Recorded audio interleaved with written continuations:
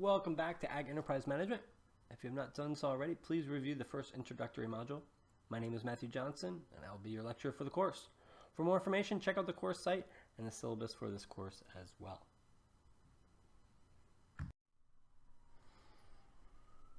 So during this module, we'll be learning about the business planning process. Go over examples of how it can be used to plan out your business ideas. Also discuss the class project that is due at the end of the semester. So yeah, learning objectives, learn about the business plan process and how it can be used to organize your business ideas. So this is really kind of the basis of the class, where we're going to be applying a lot of the basic business principles we're going to be talking throughout the different modules. And then how do you apply this to your own creative ideas to create a strategy in a well thought out, organized manner so that you can understand what the plan is, as well as potential partners, potential employees, and even potential investors. All right, so we're going to go through the different parts of the business plan. So there is the business plan template that's listed on the course website. Please go ahead and download that and save that. You're going to be using this Word document as your template for creating your own business plan. So yeah, a business plan has many names, including strategic plan, operational plan, and even business direction document. This document helps to take an idea and provide detailed information on what you're going to do and how you're going to do it. What are the key elements of a business plan? This includes market analysis of your company, financials such as balance sheet, profit and loss statements, and the guide also walks you through the essential components of your plan, including how to develop a funding request. So yeah, business plan is just, it's kind of like a automatic question that, especially if you're going to be going to a bank or looking for outside investment or looking for partners, people are going to want to see some kind of a business plan. So in the previous module, we spoke about the business model canvas, and this is a great introduction to get a quick snapshot picture of your company and what you're all about. But the business plan really goes into the more nuts and bolts of, like we said before, what is the strategy for your business and how you plan to get there.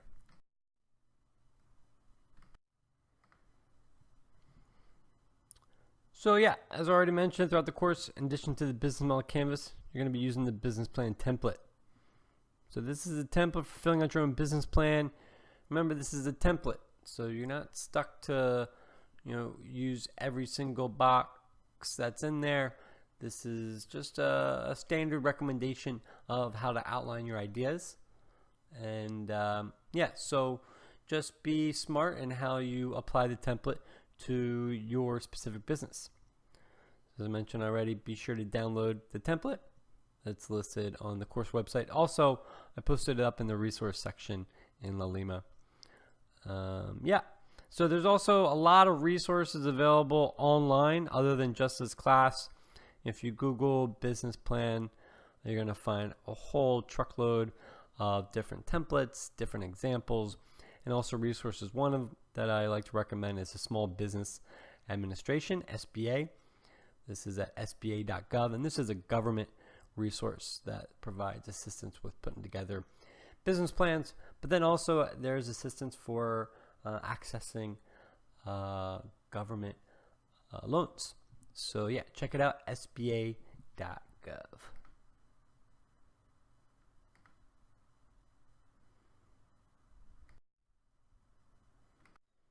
All right, so here we're going to list out the key components of the business plan. All right, so you got your executive summary. Just like if you're creating a research paper, this is usually a section that you develop last. So this is going to usually be 1 to 2 pages long that provides all of the summary information about your project. And fortunately, unfortunately, this is typically the only part of the business plan that most people are actually going to read. So this is real important that you hit the key information. So, people are busy, people have short attention spans, whatever it may be, but this is very important. You need to have all the backup information in the other sections, but it all needs to be concise and consolidated into the executive summary. So I have here the executive summary is a snapshot of your business plan as a whole and touches on your company profile and goals. This section offers tips on how to include and how to keep it brief and succinct. All right, then you're going to have the company description. All right, company description provides information on what you do, what differentiates your business from others, and the markets your business services. Okay, so this is really the who are you and what are you doing. And then you got the products and services. All right, what are you selling? How does it benefit your customers? What is the product life cycle? Do you plan research and development activities? So this is the section in the template where we can get tips on how to tell the story of your product or service. All right, so if we go back to the business model canvas, this is the section where you're really identifying your value proposition. You know, what's in it for your various customer segments that you've identified. So after that, we have the market analysis. All right, so before launching your business, it's essential for you to research your business industry, market, and competitors. So you don't want to go into starting a business blind. So you need to know who's already out there, who's doing what. It's real embarrassing when you're talking to a potential partner or investor and they ask you about competition that's out there that you don't know about. Makes it really look like you don't know what you're doing, you haven't done your research. And so this is the section where you identify what the overall market looks like. So after that, you have your management and organization. So this is going to be the team. So every business is structured differently. Find the best organization and management structure for your business. Okay, so this is how you organize yourselves. Is it just you as a sole proprietor, or do you have a team, some technical expertise? You have someone helping with marketing, someone helping with finance, all those kind of things. All right, so continuing on, different components of the business plan. Then we've got your marketing and sales management. All right, so how do you plan to market your business? What is your sales strategy? And in this section, you can read more about how to present this information in your plan. Then we start getting into the finances. So we're not going to be required for everyone to develop this in detail for your own business plans that are due at the end of the semester. However, it's very important to be familiar with this and understand what this all entails. So startup expenses. So it's important to estimate the expenses accurately in a plan where you will get sufficient capital. All right, so to start up any kind of business, you're going to need some startup funding. It may not be a lot, but you need to identify what that looks like. So this is going to be what it's going to take to open up the doors for business, but then also include a cushion, assuming that revenues are not going to be coming in for a certain amount of time for the business.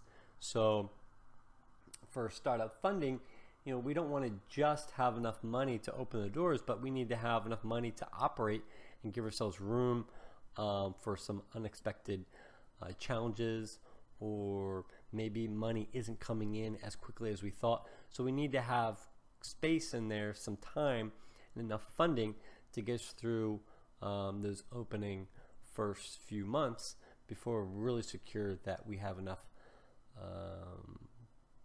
money coming in from sales to cover our costs. And then in addition to that, we have the larger financial plan. So if you need funding, providing financial projections to back up your request is critical. Find out what information you need to include in your financial projections for your small business. All right, and we're going to be talking much more about this in future modules, but this is going to include your balance sheet, projected balance sheet, so it's identifying what kind of assets and liabilities you anticipate to have, and also income and expense report or profit and loss statement. So having projected idea of how much money is going to be coming in during a certain amount of time and how much money is going to be going out over a certain amount of time. And also cash flow budget, understanding the timing of when money is going to be coming in and when money is going to be going out. We're going to be talking much more about that in detail in future modules. And then there's typically an appendix. It says here it's optional, but this is usually where you include information such as resumes of your management and organizational team, permits, leases that you may need for property or for a building.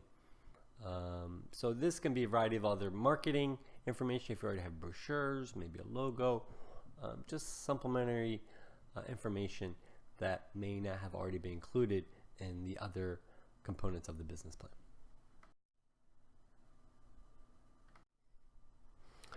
All right, so we'll talk a little bit more about the business plan, the executive summary.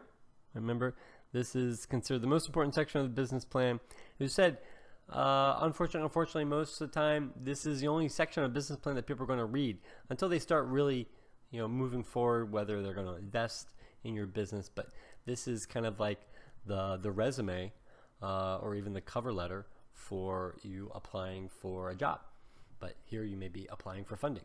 So you really need to grab someone's attention very quickly. So this section briefly tells your reader where your company is, where you want to take it, and why your business idea would be successful. So if you are seeking finance, the executive summary is also your first opportunity to grab a potential investor's interest. The executive summary should highlight the strengths of your overall plan and therefore be the last section you write, just like any other kind of research paper you may have done in the past. However, makes sense, this is going to appear first in the business plan document. All right, next section is the company description. So this section of your business plan provides a high-level review of the different elements of your business. This is similar to an extended elevator pitch and can help readers and potential investors quickly understand the goal of your business and its unique proposition. So this is really kind of telling your story. Where did you begin, and where are you getting to? More of a higher level description of what you're all about. All right, next section is going to be products and services. All right, so this makes sense, something we want to describe in our business plan. So this includes information about the specific benefits of your product or services from your customer's perspective. So remember, this is all about the customer. So not necessarily saying why you think your products and services are the best, but how are they providing value to your various customer segments. You should also talk about your products or services' ability to meet consumer needs and any advantages your product or services has over that of the competition. Okay, next section we get to is the marketing plan. So marketing is a process of creating customers. And customers are the lifeblood of your business. In this section, first thing you want to do is define your marketing strategy. So there's no single way to approach your marketing strategy. Your strategy should be part of an ongoing business evaluation process and unique to your company. However, there are common steps you can follow which will help you to think through the direction and tactics you'd like to use to drive sales and sustain customer loyalty. So there's hundreds, if not thousands, of ways to do marketing, and it can be overwhelming. And if you're just kind of doing things randomly, throwing up a Facebook page or sending out an email newsletter or maybe doing a radio advertisement, it's hard to really track and understand why you're doing it and what are the benefits of that. So one of the things you want to do is anytime you do any kind of marketing, one, hopefully there's a plan and it ties back into the plan, but then also that there's a way to measure the effectiveness of that tactic. So if you do a Facebook page or if you're doing any kind of advertisement, you want to have a way to be able to track and see what kind of returns you're getting on that. So if you're spending $100 on an ad, how do you track and see if you had a return on the money that you invested? That's all kind of about thinking about the marketing plan and having a cohesive strategy. So this includes everything from the branding and the advertising and customer relationships.